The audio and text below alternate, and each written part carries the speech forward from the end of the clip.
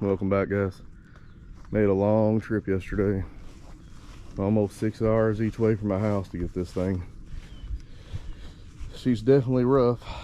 At one time, about 6 years ago, she was in really good shape and a good looking car, but the previous owner let it sit outside for a while and then moved it into the garage, but I think the damage was kind of done to the body. This is that kind of sought after color in the SN95 world. It's the, I guess what they call it, like a teal. Got some pictures before and after. We're just getting ready to pressure wash her down, try to get some of this mud and gunk and debris off of it. But we didn't really buy the car for the body. It's got a set of matching rear wheels up here. It came with it. But really the only reason we bought the car was because of this. It is a roller 408 Windsor, all good internals, forged bottom end, of course, Victor Jr. heads, the 210s with LS valve springs, Ed Curtis custom cam, 620 lift. He's supposed to be sending me the cam specs on it. It's got 1,500 miles on the build. Ported trick flow R, lower intake. This custom painted upper, not sure how I feel about that. It's got a Vortech V1S trim. It was upgraded to an SI trim. It's got a built aode with a 3500 precision stall like what my car has. MSD box, of course. Custom BBK long tube headers into 3-inch X pipe, and then race bullets. It's got a UPR tubular K member and coilovers. It's got a mildly built rear end with axle studs and hardened shafts, and what else did he tell me? Kevlar clutches, everything. So basically the story goes, this guy built this car. It's a Woody Stroker 408. He built it, had it all done,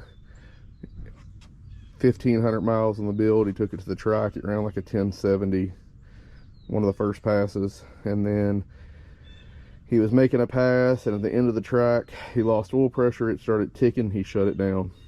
I pulled the distributor. It snapped the shaft off at the base of the distributor input. So either the oil pump itself was bad or the shaft just snapped. I'm not sure.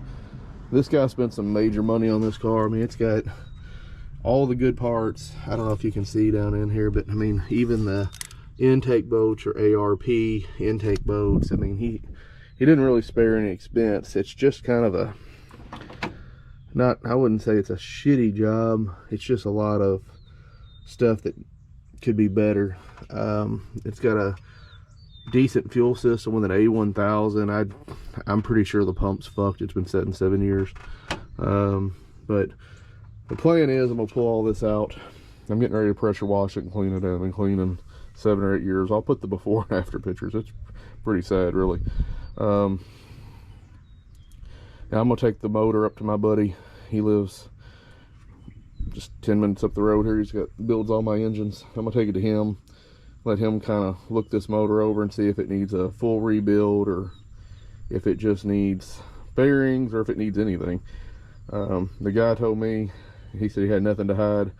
My buddy is a friend of his, said that when it made that noise and he pulled the distributor and saw the shaft snapped, he just pushed it in the garage, and then eventually it made its way outside, and now it's in the condition it's in. It's got this Cobra R version of a hood on it. It just, what sucks is the body has no rust, but it's just got beat up over time. The interior's like a 7 out of 10. It's not bad shape either. Headliner's good, all that. It's got good gauges. It's got MSD or odometer, AFR and oil pressure and boost and all that. It's got good gauges in it. A lot of good parts here, lots of good parts. It's just, it was severely neglected, and it's a shame because at one time this is an extremely nice car. So we're gonna see what we can save off of it. I got a pretty good deal on it, I feel like, for the parts that are involved. Anybody that kind of knows these cars knows that prices have went up dramatically in the last couple of years. I was buying these cars for $1,500 in good shape, I don't know, 8 or 10 years ago, and then I was buying in rough shape for $400 and $500 running, but just needing work. And now a V6 is $2 to $3 grand in our area, and a V8 brings 4 or 5 in the worst shape. So I got this car for $5,200 plus the drive down and back. So I'm not in it a whole lot, I don't feel like, for the parts that it has, but I'm taking a pretty good risk on this motor being good. I don't think the guy's lying. I think it really did probably snap the oil pump shaft, and he probably did shut it down, and that was probably the end of it.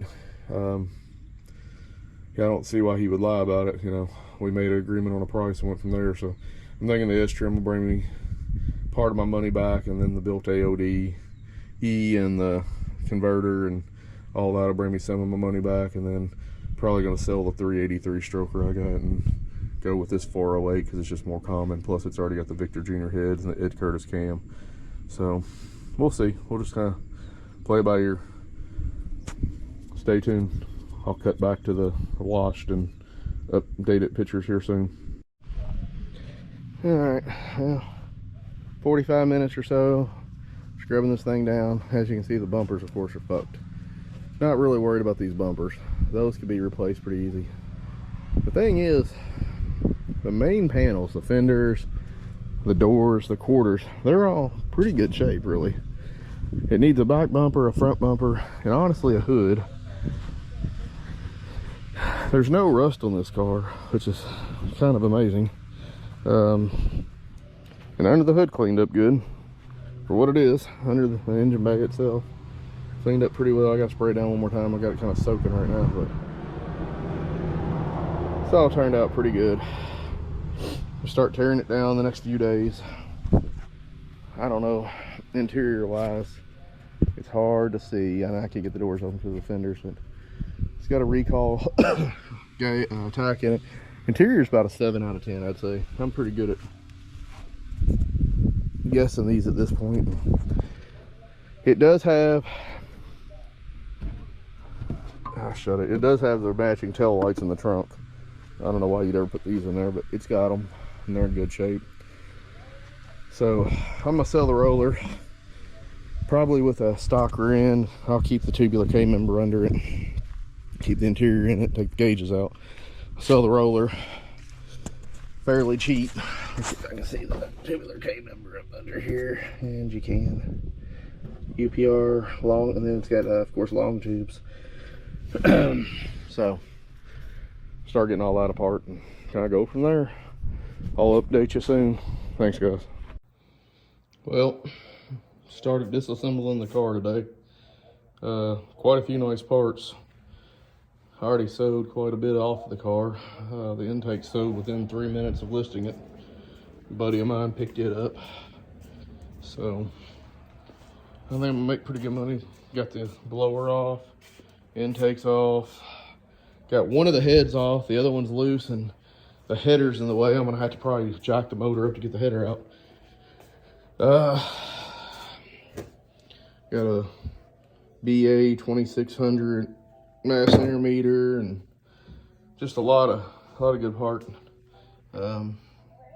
Earson 1.6 heavy duty roller rockers, vortech 5/16, 7.8 push rods, valve covers are already sewed, so it's going quick. These heads are a nice unit. I need to clean them up good. They've been setting, but I'm gonna send them to my builder and have him check them out. But